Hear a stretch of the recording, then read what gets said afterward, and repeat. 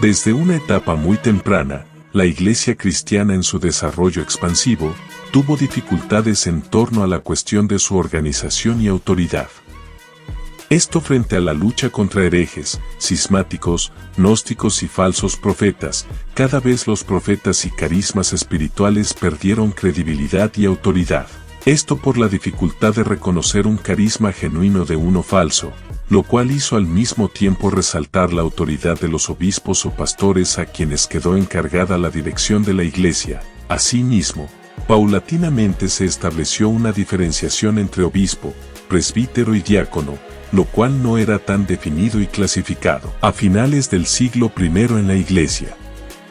Esto también, en tanto que resolvía ciertos problemas, generaba otros. Uno de ellos fue el abuso de autoridad y cismas.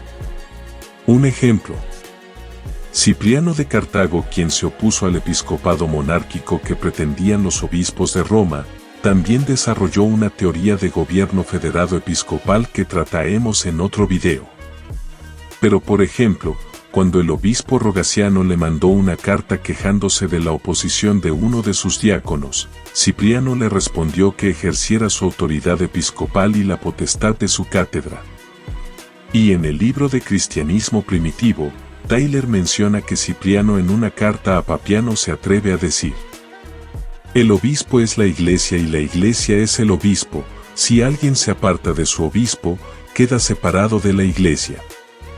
Sin embargo, el lenguaje de Cipriano resulta pálido comparado con el usado en las constituciones apostólicas sobre el mismo asunto, en el que se respira el servilismo oriental más humillante.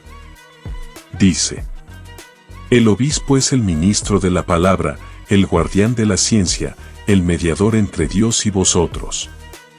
Después de Dios, es vuestro Padre que os ha engendrado nuevamente, para que, por el agua del Espíritu, recibierais la adopción de hijos de Dios. Es vuestro jefe y director, vuestro rey y vuestro dueño, vuestro Dios sobre la tierra. Que los laicos se guarden de molestar cada instante a los diáconos, en cuya presencia se sentirán más libres. Porque del mismo modo que no nos es posible dirigirnos al Dios Todopoderoso, sino por la mediación de Jesucristo, igualmente los laicos no deben hacer conocer sus deseos y aspiraciones al obispo, sino por medio de los diáconos, y obrar después según las indicaciones de aquel.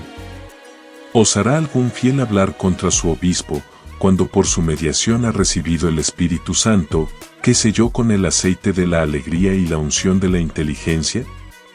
Cuando el Señor le ha iluminado por su intercesión y le ha hecho oír su sagrada voz, diciéndole: tú eres mi hijo, yo te he engendrado hoy. Desde el momento que tales ideas se propagaban en la Iglesia, ya no sorprende encontrar obispos más mundanos atribuyéndose una importancia considerable. Muchos de los que ocupaban sedes en las grandes ciudades veíanse agasajados y solicitados como si fueran grandes personajes de Estado, y el obispo de Roma empezaba a indicar su pretensión de ser el primero de los obispos.